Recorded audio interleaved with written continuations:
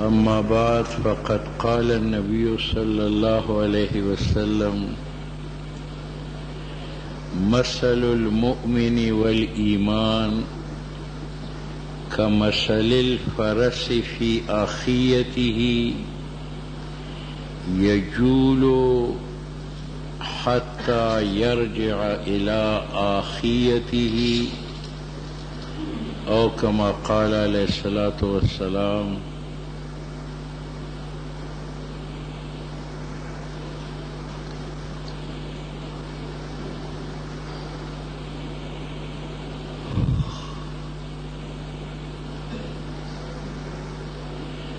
دا د نبی علیہ الصلاة والسلام مبارک ارشاد دے.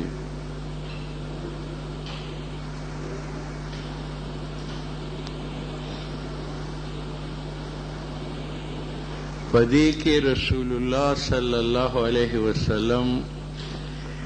د ایمانی زندگی اصول بیان کړی دي.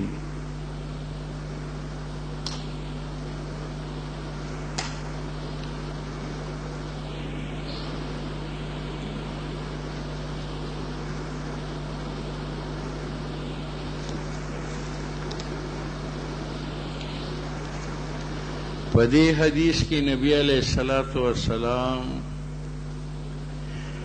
د ایمانی او اسلامی زندگی طریقه ښودلې ده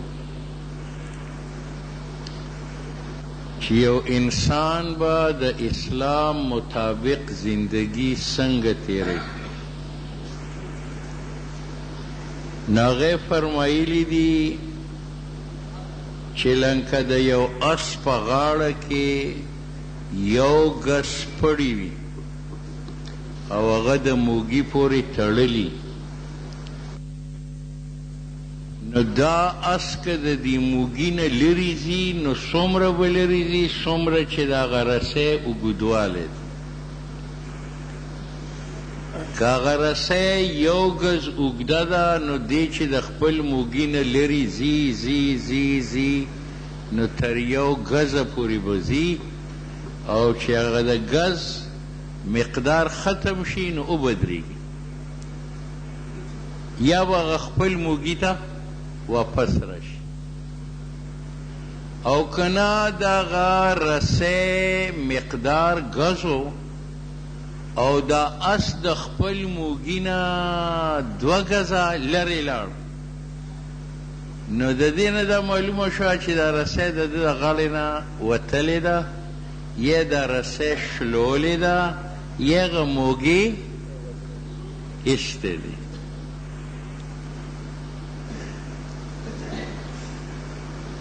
دا نبی علیہ السلام یو خبر وکړه، مثل المؤمن والایمان کمثل الفرس فی آخیته یجول حتی یرجع الی آخیته، چې د مسلمان مثال د هغه اس دی چې د هغه په غاړه کې یو ګز رسۍ وي، د ده منډه به د دغه رسۍ په مقدار وي، چې د هغه رسۍ اوږدوالی ختم شي دی به ودرېږي، یا به هغه خپل موږي ته واپس شي. او که نه دی د دې خپل موږي نه 2 ګزه لرې لاړ، د دې نه معلومه شوه دا چې یا خو دا رسۍ د ده د غاړې نه وتلې ده، یا شلولې ده، یا هغه موږي د ویښه ایستلی دی. دا خو زمونږ د بانډچیانو مطابق خبره کړې ده. نو نبی علیہ الصلاة والسلام ووی چې دیم یو اس دی او دا لا اله الا الله محمد رسول الله د ده د غاړې رسۍ ده.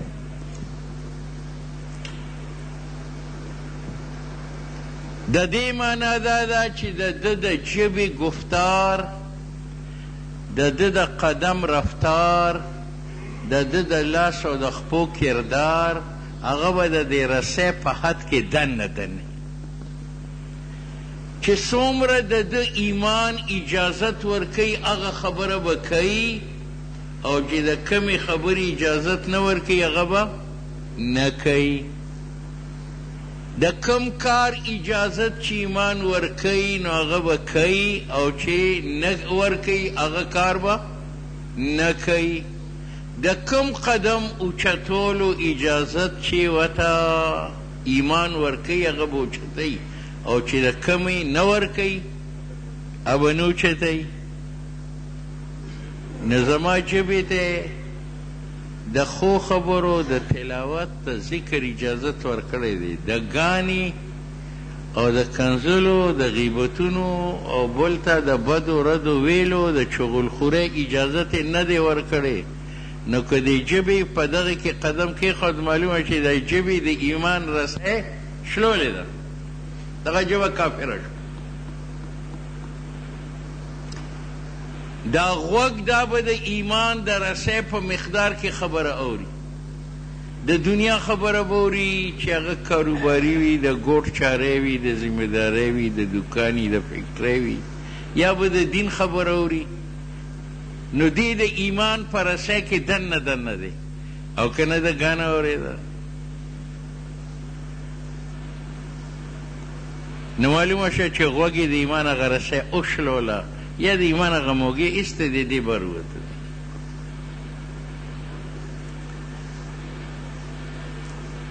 دې قدم کې د لا اله الا الله هغه یو ګز رسۍ پرته ده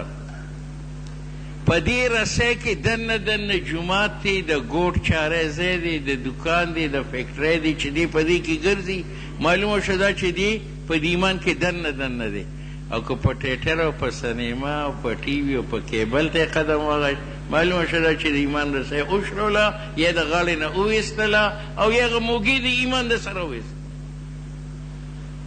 د چا سترګه کافره ده د چا غوږ کافر دی د چا ژبه کافره ده د چا قدم کافر دی د چا لاس کافر دی ځکه لوی ادخلو فی السلم کافه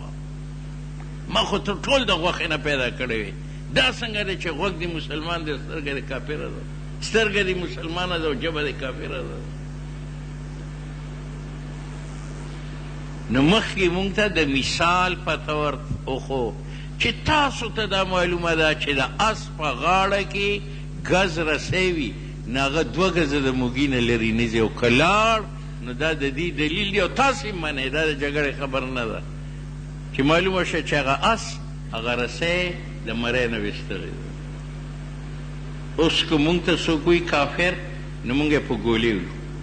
که راته وایي چې ته مسلمان نه نو مونږ یې په ګولۍ وایو د کفر سره زمونږ دومره نفرت دی لیکن غوږ خو د ایمان رسۍ شلولې ده ګانې اورېدلې ده سترګې خو د ایمان رسۍ شلولې پردۍ ښځې ته یې کتلې ژبې خو د ایمان رسۍ شلولې ده د بل غیبت او په بل الزام لګولې قدم خو د ایمان رسۍ شلولې ده کیبل ته او ټي وي ته او ډرامې ته ور وړاندې شوې ده ځکه نبي علیه السلام وفرمایل مثل المؤمن والایمان د مسلمان او د هغه د ایمان مثال کمثل الفرس فی اخیتی هغه اس دی چې هغه په رسۍ تړلي یجول هغه تاویږي ګرځي د موږي نه لرې ځي حتی یرجع الی اخیته لیکن هغه د رسۍ د حدودو دننه اوسېږي نو زمونږ د کور نه د رزق نه د اولاد نه د ټولې دنیا نه زیات قیمتي ایمان دی خدای لپاره په ګناه باندې مونږ د ایمان د رسۍ دې نشته دا دې مونږ د غاړې نه نو بس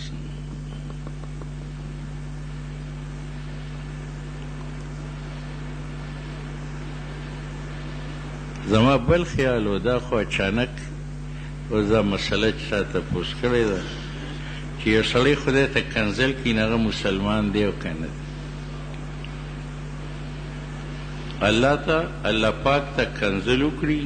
د ده نکاح ماتیږي او که نه کافر شه او که نه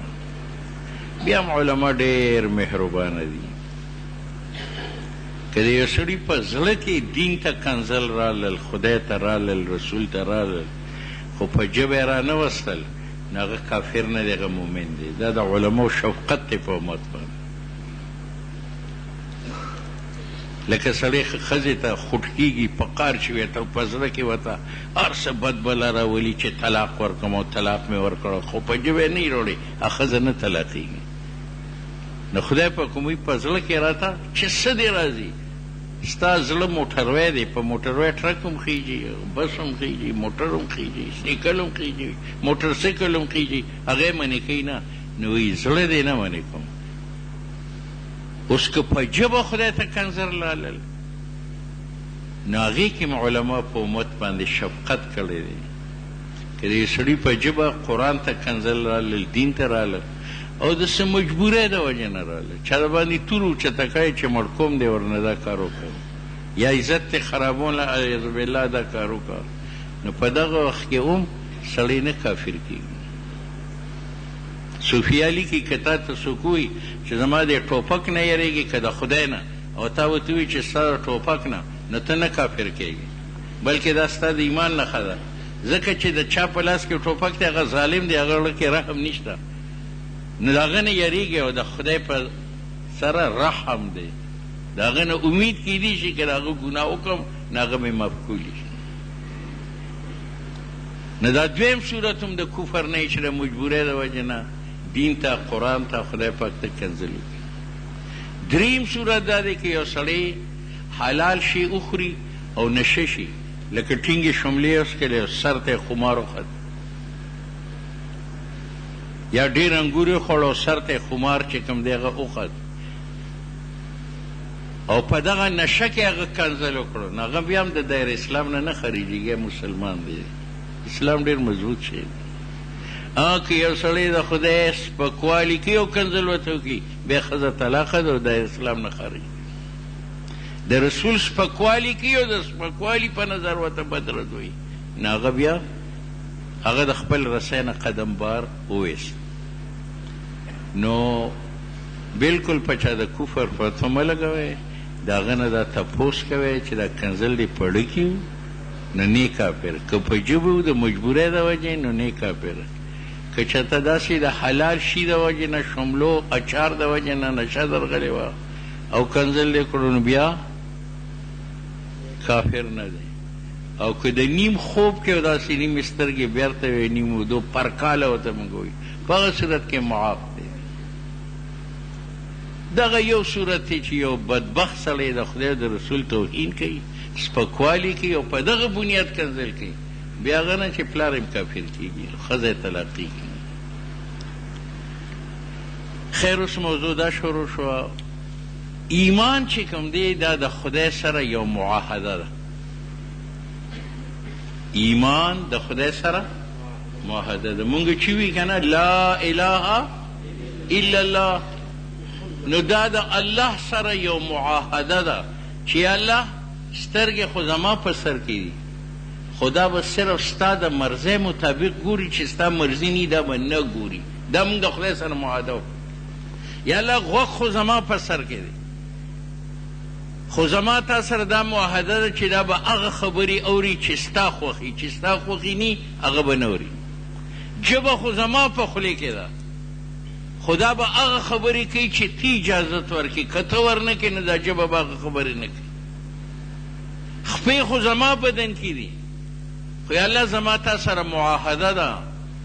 چې دا به هغه ځای ته ځي چې ته ناراضه نه او که ته ناراضه نه هغه ځای ته به نه ځي لاس خو زما په اوږو کې ځوړند دي خو اختیار تا سره دی چې کوم ځای کې د استعمال اجازت ته ورکې هلته به زه کوم دا یو معاهده ده معاهده په ژبه کېږي یا په قلم لیکلی کېږي او دا معاهده کله چې مضبوطیږي یا ماتیږي نو هغه په عمل باندې ماتیږي ما تا سره معاهده وکړه د جنګ نه کولو او سبا ما یو سړي له پیسې ورکړې کلاشنکوف مې ورکړه چې دا د خلاف استعمال کله استعمال کړی نه دی ما هغه معاهده ماته کړه تا ته حق دی که ما په سپلی وی که ما په ګولۍ ولي معاهده ما ماته کړله نو مونږ چې لا اله الا الله محمد رسول الله وی نو دا مونږ د خدای سره معاهده وکړه چې الله په دنیا کې به رزق راکې عزت به راکې صحت به راکې خوشحالي به راکې په آخرت کې به جنت راکې او زما د طرفه دا دی چې زه به فرض مونځ کوم، روژه به ساتم، حج زکات که فرض شي هغه به کوم، ګناه به نه کوم. دا معاهده شوه. اوس چې ما ګناه وکړه نو معاهده د خدای د طرفه ماته شوه که زما طرفه ماته شوه؟ ما طرفه ماته. او کوم جانب چې معاهده ماته کړي نو بل ته د حملې حق دی. د معاهدې مضبوطوالی او ماتوالی چې معلومه نو په عمل به معلومه. د هندوستان سره تا معاهده وکړه د جنگ نه کولو او سبا د فوجیان بارډر ته روان که تا معاهده ماته کړه، هغه د دې جنگ نه کولو پابند نه دی، جنگ چړلی شي.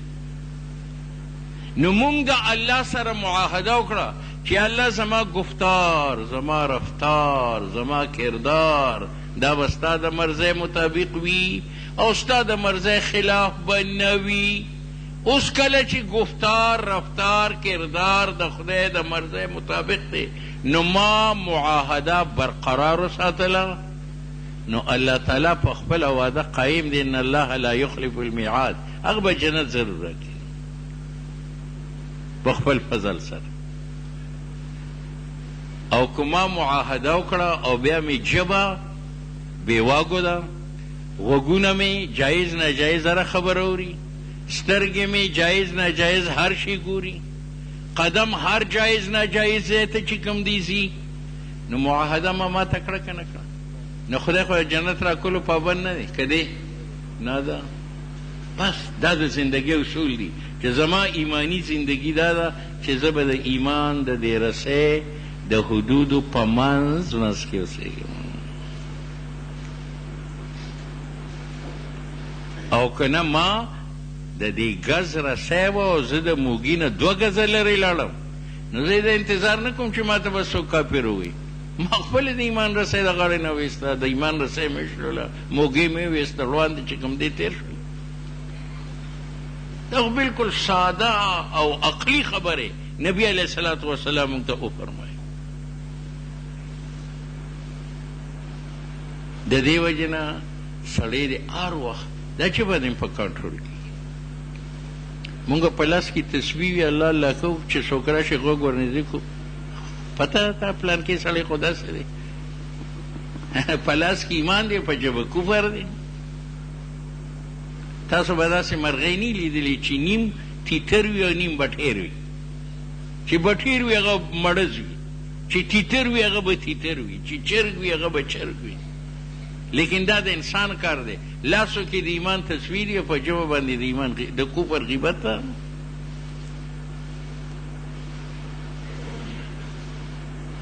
د دې وجې نه الله وفرمایل یا ایها الذین آمنوا ادخلوا فی السلم کافه، چې اسلام ځان کې دننه کې. مشرف کله کله وی دا خلک ماته کافر وي، زه خو بیت الله ته 2 ځله داخل شوی وم. بیت الله کې داخلېدل اسلام نه دی، بیت الله په خپل ځان کې چول د اسلام دی. بیت الله کې خو ابو جهل هم داخل شو. یو بیت الله ته دننه تلل دي، یو د بیت الله عظمت محبت خپل دننه اچول دي. ایمان دا دویم شی دی. اول شی بیت الله ته دننه تلل دا د ایمان نښه نه ده. ابو جهل بیت الله ته نه تللی بلکې تعمیر ابو جهل کړ.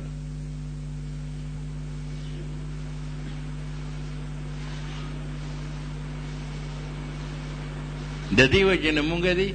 د خپل هغه اس نه د هغه خپل غوی نه دی سبق والو چې ګوره دا غوی چې څومره رسۍ ده د هغې په حد کې دی ولاړه دی. نو زه خو انسان یم، زما رسۍ خو د ګناه په حد کې اوږده نه ده. زه چې ګناه کوم نو زه خو د ایمان د حد نه چې کوم دی بر قدم کوم.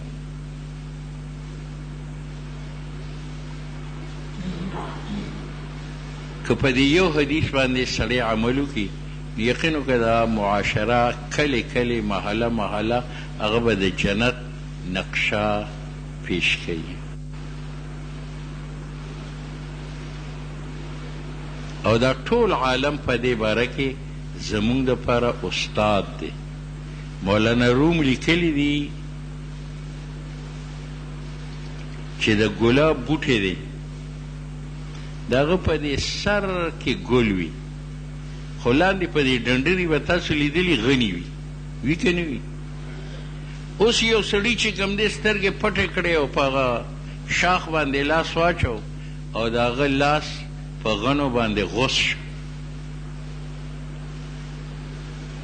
اوس هغه شکایت کوي چې زما دا لاس ولې غوس شو. نو علما وایي ته دا شکایت د خدای نه کوې چې غنې دې ولې پیدا کړله. که تا د غني نه دا شکایت کوې، که د خدای نه کوې نو د خدای نه شکایت مه کوه. الله هرې خزانې سره یو چوکیدار مقرر کړی. د غوی روح دا یو امانت دی، هغه له ښکرې ورکړي چې ته د دې امانت حفاظت په دې ښکرو کوه، او هغه یې کوي که نه. شر مخري هغه یو امانت دی، هغه حفاظت لپاره هغه له غاښونه ورکړي دي چې تا څوک مړ کړي نو په دې باندې چیچه. نو د ګل دپاره اسلحه غنه پیدا کړې ده. د خدای شکایت مه کوه، دا خو د هغه عادت دی. د هر قیمتي شي دپاره هغه یو څوکیدار مقرر کړی دی، هغه نه خو څوکیدار. او که ته وایې چې د غني نه مې شکایت دی، نو غنه خو زه خو ولاړ یم دې دپاره، زما خو کار دا دی، زما خو د وجود مقصد دا دی. نو د خدای نوم شکایت غلط دی، د غني نوم شکایت غلط دی. دغه سړی دی په خپل نادانۍ شکایت وکړي چې ما غلطي کړې ده، ما په قلار سره ګل نیولې وی مات کړی به وی، غنه مې په لاس کې نه وتلی. نو دا انسان کې څه ګلونه دي او څه غني دي. ته چې تعلق ساتي نو د نیک انسان د ګل سره هغه به تا ته نه کنځل کوي، نه هغه به ستا د روح دشمني، نه به ستا د عزت دشمني، نه به هغه ستا د مال دشمني،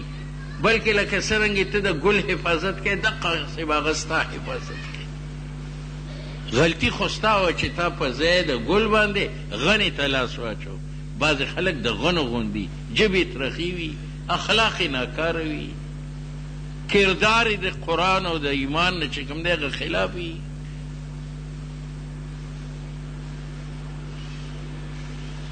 نو الله که په دې دنیا کې غني پیدا کړي دي، ګلان یې پیدا کړي دي. او حدیث کې راځي د نیکو خلکو سره مجلس ناسته داسې دی لکه د عطار په دکان چې ته ناست دی، څو پورې چې ناست دی خوشبو به در رسي. او د بدکار سړي سره دوستي داسې لکه د لوار په دکان چې ناست دی، هر وخت خطرې او بسرې راوالېږي او جامې دله وسوځي. مونږ ټول عمر د لوار په دکان کې تیر کړی، د عطار په دکان کې ناسته دا زمونږ په طاقت کې نه ده.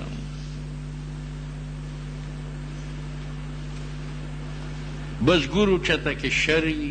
فسادي چې ښکر ورسره واچوي. علماو لیکلي چې د غرونو ته لاړ شئ نو د غرونو کې چشمې وي، هغه اوبه روځي نه هغه په ځای ولاړې ني، هغه روانې شي. وړاندې داسې یو کاڼي وي، نه هغه کاڼي والا مخ له راشي، نه هغه کاڼي سره ډغره نه وي بلکې خپل روح پرېږدي، اوبه بل اړخ ته توشي. دا د چشمې اوبو موږ ته سبق را کړی چې د غرونو سره ټکرې مه واخلئ، خپله لار وهه، کاغه درته په لارې شو، د خدای ځمکه تنګه نه ده، په بل اړخ روان شو.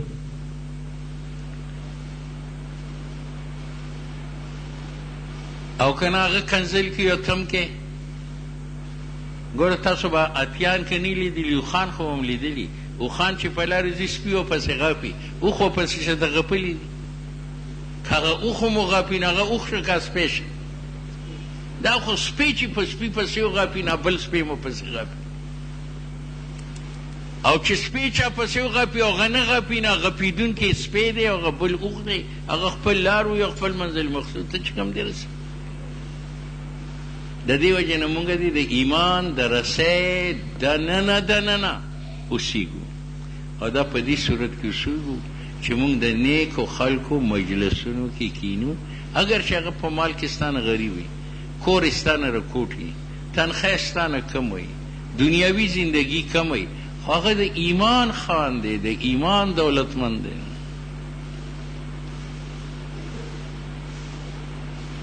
یا ایها الذین آمنوا اتقوا الله وکونوا مع الصادقین.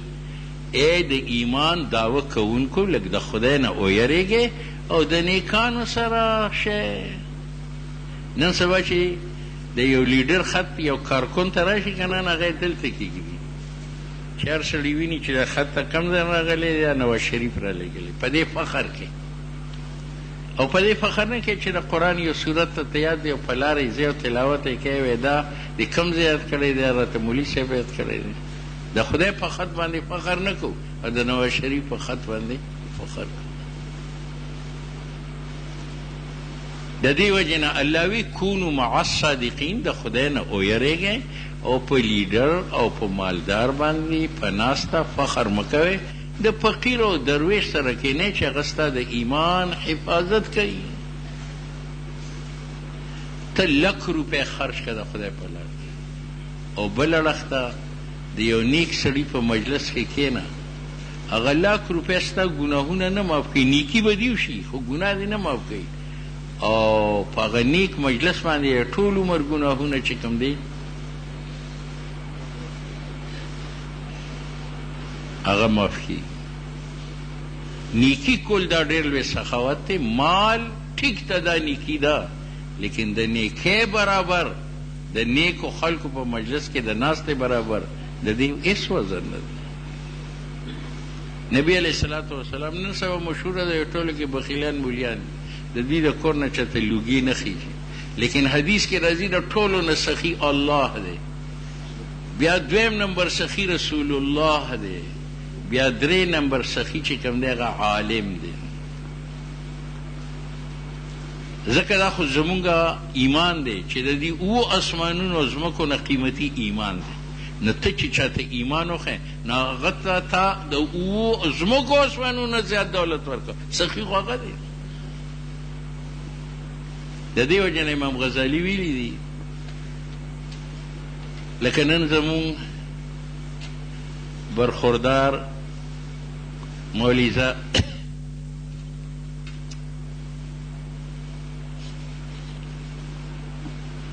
زاهد جان متعلق امام غزالی رحم الله ویلي که مونږ دا ووایو چې د دې نور نه د عالم سخاوت زیات دی نو دا دروغ نه دی. وی ځکه د دې نور سخاوت په سمندر دی په هغې روشني غورځوي په ځنګل دی په آبادۍ دی په فصلونو دی خو تر کومې پورې چې دی ولاړ وي او کله چې دی ډوب شو نو بیا د روشني شته که ختمه شوه د ده سخاوت تر ماښامه پورې دی. او زموږ د برخوردار چې کوم علم کتاب چاته ښودلی دی دا د هغه روشني ده نن هغه نور ډوب شوی دی هغه روشني شته هغه به بل شاګرد ته ښیي هغه به بل شاګرد ته ښیي به بل شاګرد ته ښیي د ده دا روشني تر قیامته پورې ده. نو نور زیات سخي شه که زاهد جان زیات سخي شه.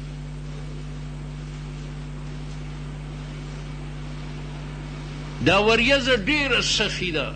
دا لکونه نه کروڑونه نه اربونه ساس کې په یو ورځ کې چې کوم دی راوري او په هغې باندې د انسانانو زندگی ده. څه باران په ولو کې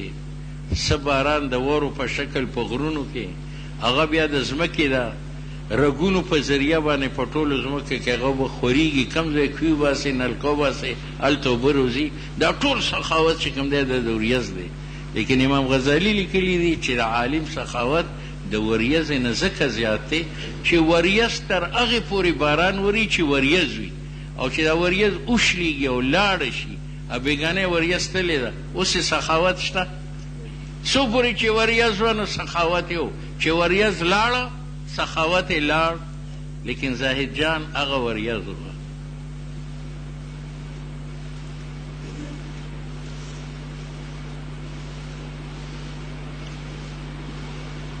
چې یقینا دې وخت کې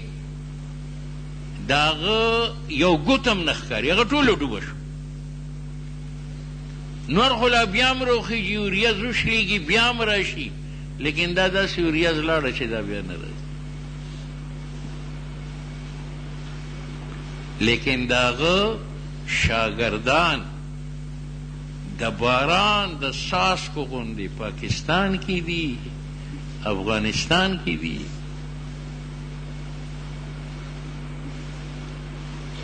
د دې وجې نه امام غزالی رحمه الله ویلي دي چې د عالم چې په صحیح معنو کې عالمي یقینا د هغه سخاوت ته نور نه زیات دی د وریځې نه. ستاسو په کور کې د خرمانۍ بوټي، د الوچي بوټي، د شلتالو بوټي وي، د کور بوټي وي اونه وي، هغه ډېر سخاوت کوي، دونه دونه غونچې کور ته لکوي. لیکن دا کله چې د کور وروځي او چې خزان نشي هغې غریبي کې پاڼې پاتې نشي. که خزان په وخت کې ته د کور بوټي تلاش کوې چې زه دې نه کور شو کوم، نه ممکنه ده. دغه یو وخت کې سخاوت په بل وخت کې چې کوم دی نه وي. یو میاشت د کور بوټي اونه سخاوت کوي، 11 میاشتې چې کوم دی هغه بخیل، یو میاشت چې کوم دی د خرمانۍ د الوچي بوټي چې کوم دی سخاوت کوي، 11 میاشتې د هغه نه غټ بخیل شته دی نه. لیکن زاهد جان هغه میوهداره اونه وه چې هغه نن کټ شو، او داسې کټ شو چې د جړو نه کټ شو.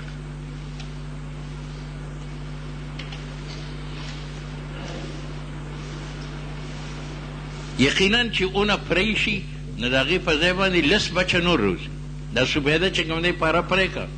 پسرلی پرې راشي هلته 20 دغه چې کوم دی تیغې روزي. لیکن دا سپیده داسې ده چې د جړو نه وتلې ده، د ده اوس تیغه بیا نه روزي. لیکن باوجود د دغه علم د ده سورې دا تر قیامته پورې ده، د دغه شاګردان چې د میوه ده هغه تر قیامته پورې ده. نو د نور سخاوت په ډوبېدو سره ختم، د اوریځې سخاوت په شلیدلو سره ختم، د اونې سخاوت په کټ کېدو سره چې کوم دی هغه ختم. لیکن الله د هغه غریق رحمت کی د هغه د سخاوت د نور نه، د وریځې نه، د میوهدارې اونې نه هغه زیات و. د دې وجې نه دا ډېر لوی سخاوت دی. حدیث کې ذکر راځي کن عالما او متعلما او ان لم تکن فکن محبا فان لم تکن فلا تبغضهم. حدیث کې راځي 4 کسه جنتیان دي، یو عالم.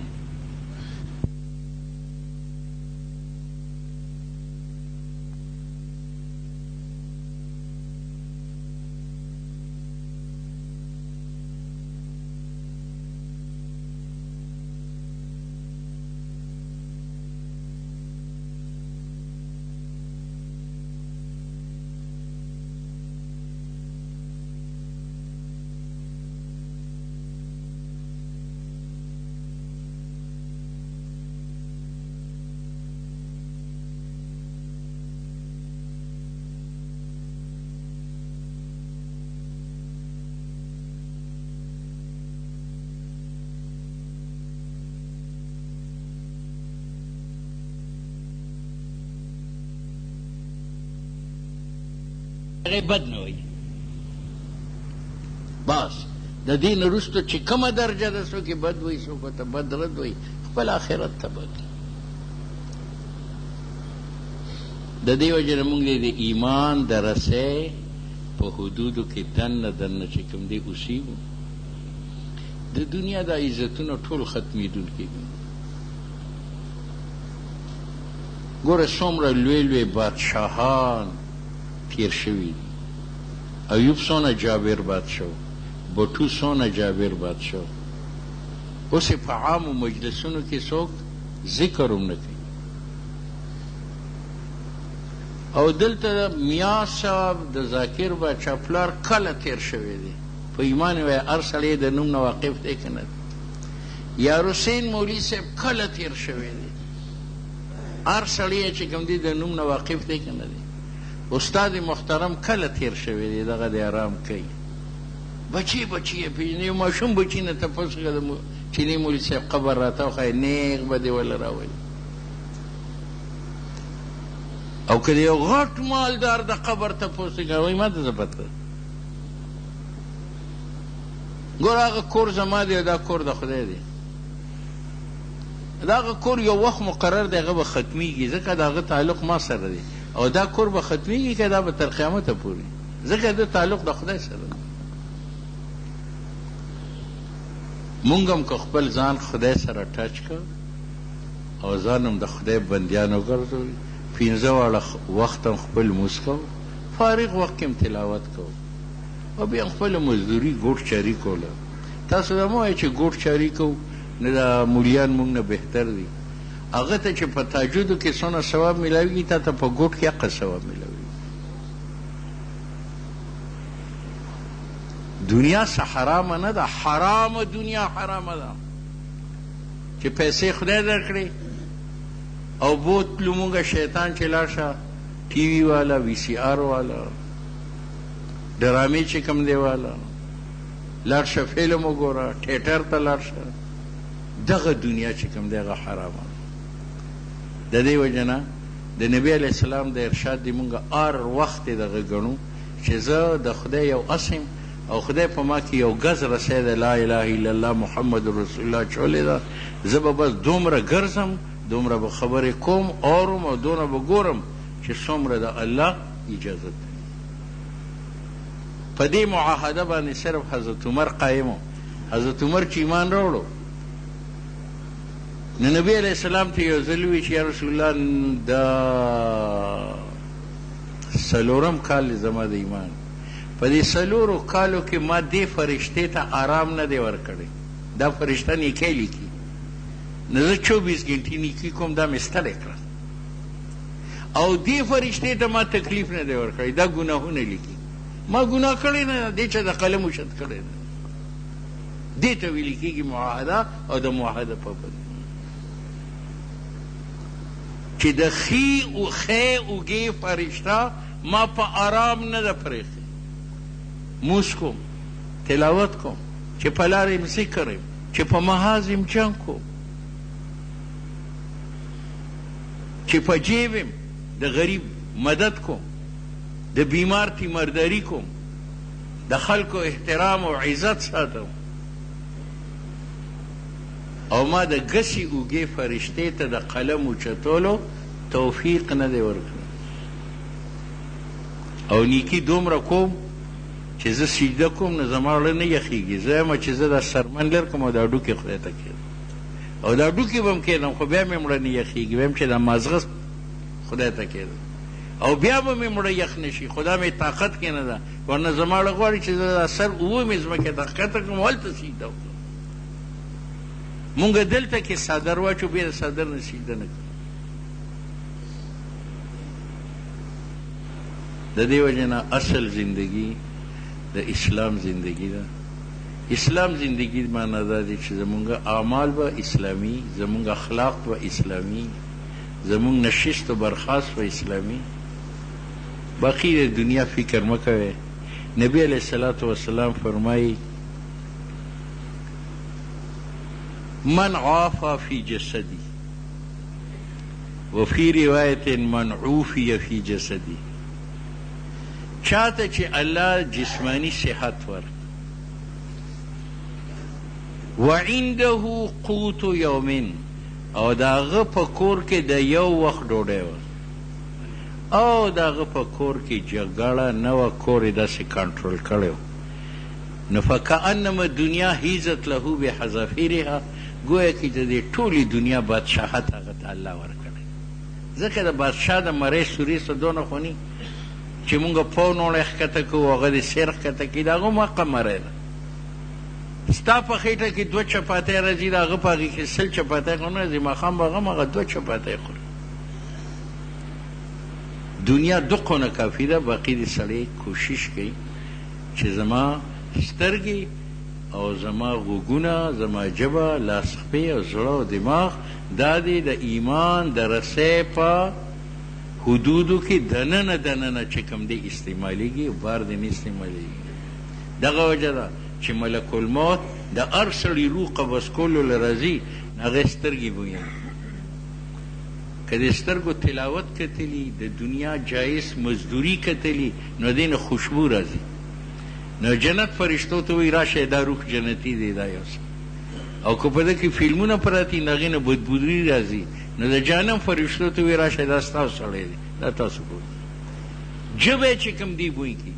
که ژبه کې د مزدورۍ خبرې چې حلالې دي، تلاوت دی، ذکر دی، نه جنت فرشتو ته وایي دا جنتي دی روح تاسو یوسئ او که نه د ژبو نه بک بک راځي او ګانې راځي بدبوداري راځي نو جهنم فرشتو ته وایي دا تاسو سړی دغه رنګې غوږ دې پورې چې په تندي کې د سجدې خوشبو لټوي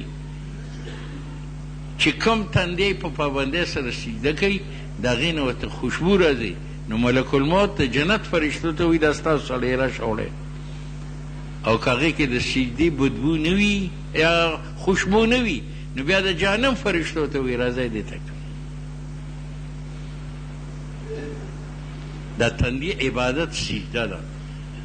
او دا داسې عبادت دی چې دا د الله نه سوا بل چاته جایز نه ده موږ ته په بس کې ناست اوس پلمې په بوټي کې شاپر زوړېږي نو موږ دا زیارت یې نو ښکته شوه دا کفر دی د اسلام د اصولو نه خلاف دی سجده به یو الله ته کوي نه به د قبر نه طواف کوي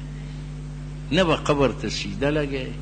نه به د هغه په نوم د چیلي څلورمه خپه مني دا څونه عبادت چې دی د الله سره چې کوم دی هغه مختص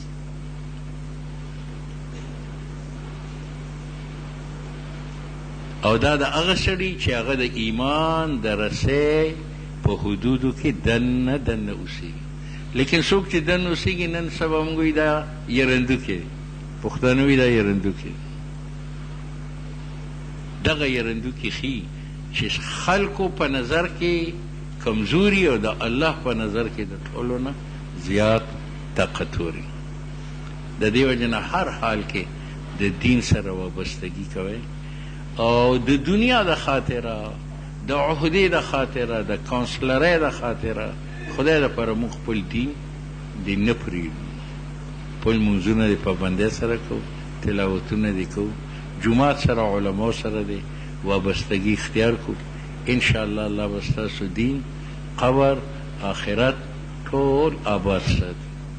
وآخر دعوانا الحمدللہ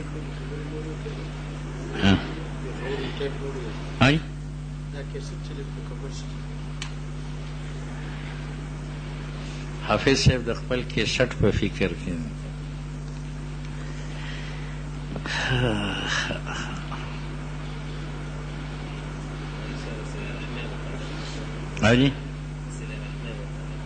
صله رحمه باره کې خو ما راته همدقه وویل په حدیث مبارک کې راځي چې د خلکو دا رایي چې مونږ ښه خوراک وخورو او طاقتور دوایانې د ډاکټرانو نه طاقتور شتنې دا وهو نو زمونږ به صحت ښي عمر به م ډېري خو نبی علیه السلام وایي که ته دا غواړې چې زما په عمر کې برکت وي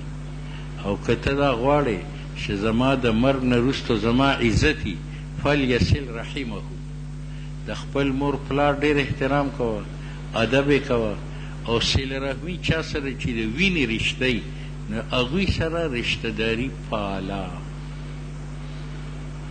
علما لیکلي دي چې د هر مسلمان سره رحم کول دا نیکي ده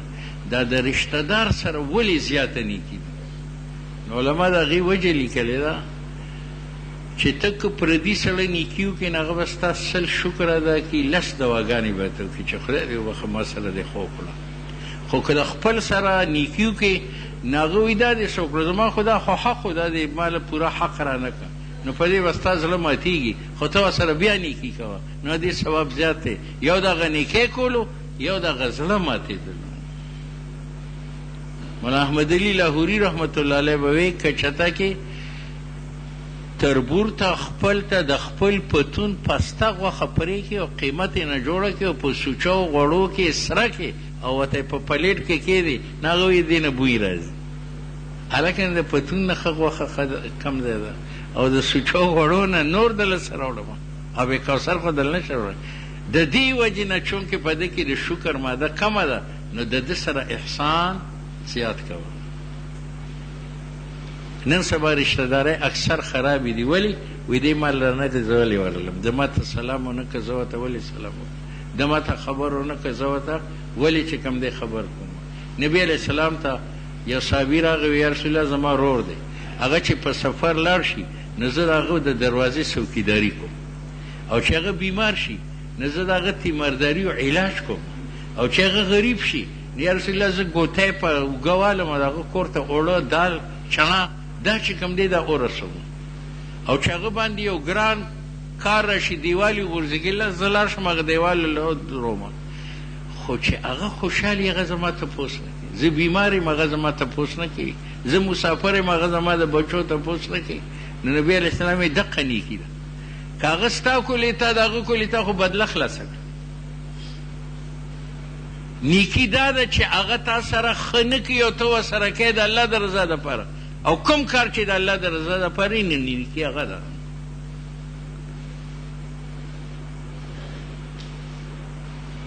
نن مونږ ته پښتو غیرت چې کوم دی دغه راشي چې یاره وایي هلکه خر چې د خر نه کمې نو غوږ یې د پرېکولو دی، نه ولې ځان نه خر جوړ کړي. کمال په دې کې دی چې سړی رور تربور سره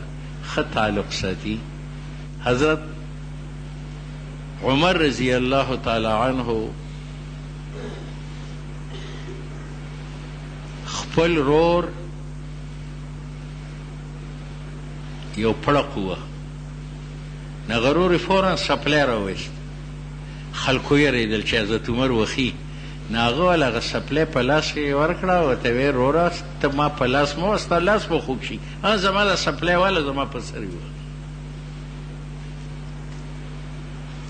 حضرت عمر رضی الله تعالی عنه به هغه بیا مړ شه هغه رور یې، حضرت عمر به تمنا کوله کاش چې زما رور جمدی وي نو ما به هغه ته د خپل ټول عمر نیکانې ورکړی وې، خو د دغه یو خبرې ثواب به ترې ما اخیستی و چې هغه ما ته خپله سپلی ویسته او راته وی چې دا سپلی والا زما سر پې وه. نو ګوره هغه د حضرت عمر په نظر کې بې عزته شي که عزت یې زیات شي؟ عزت یې زیات شي. او بیا چې د ابوبکر صدیق رضی الله تعالی عنه د وصال نه وروستو حضرت عمر رضی الله تعالی عنه خلیفه جوړ شو، نو هغه په خدای قسم دی که زما رور زید جمدی وي نو عمر به خلیفه نه وي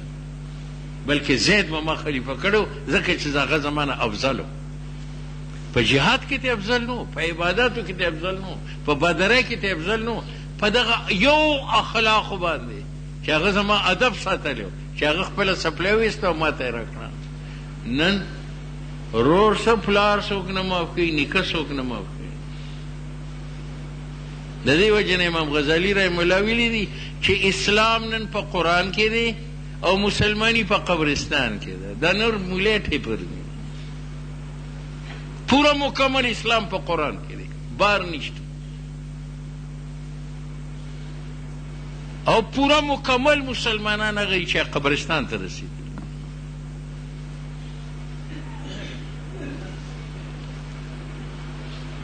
نن خو ما تاسو ته وایي چې که جمع مسلمان یي نو سترګې نه دي، او که سترګې مسلمان یي نو غوږونه نه دي. د دې وجې نه صله رحمي دا ډېر اهم شی دی. ګاونډ څونه چې ته نږدې وي، په ګاونډ کې چې یې سړی وي، نبي علیه السلام ته به صحابه وي چې یا رسول الله ما ته به څنګه معلومه شي چې زه جنتي یم؟ وی په ګاونډ کې څلور ګواهان پیدا کړه چې هغوی وایي چې دا ډېر ښه سړی دی، نو ستا دپاره جنت واجب شي. د دې معنا دی چې د خپلو اخلاقو نه ګاونډ داسې متاثر کا چې هغوی ووایي چې دا ښه سړی دی. او نن نورم ګرانه ده، ته چې څونه ښه اخلاق کوې نو هغوی دی قمقل دی، قمقل دی. په مردو کې زموږ قاضي فضل منان صاحب دی، هغه وایي زموږ په کور کې ګلکارانو مزدورانو کار کوه، نو وایي چې دا زموږ علاقه کې ګلکارانو ته څوک ډوډۍ نه ورکوي، زیات نه زیات چای ورکوي او خپل مزدوري ورکوي. ما به وایي چې یاره دا دغه دي، دوی به وایي چې دا مولیان داسې کنجوسان دي. ما به اته سره غوښه راوړه، هغه به مې پخه کړه او غنمو دونه ډوډۍ به مې ورته کېښودې، وبه یې خوړې. یو ورځ راتلمه دوی ډوډۍ خوړه، وایي چې قمقل مولیان دي واخی. یعنې اسلام قمقل شي، دقه شی دی. د دې وجې نه د مسلمان ښایست چې کوم دی په جامه نه دی، په کوټۍ نه دی، په کلاشن کوپ نه دی. د مسلمان ښایست په اسلام دی. یار ښه کاتب چاته وایي چې ښه خط لیکي، ښه مصري چاته وایي چې ښه دیوال جوړوي، ښه ګلکار چاته وایي چې ښه عمارت جوړوي. نو خو مسلمان چاته وایي چې هغه اسلام نه ټول نه.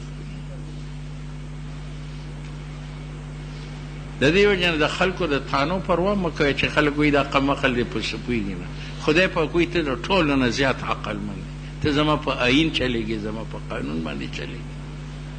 واخر دعوانا الحمد لله رب العالمين. الحمد لله وحده والصلاة والسلام على من قال اللهم لا عيش إلا عيش الآخرة فاغفر الأنصار والمهاجر وعلى آله الذين أوفوا عهدا وأصحابه الذين قالوا نحن الذين بايعوا محمدا على الجهاد ما بقينا أبدا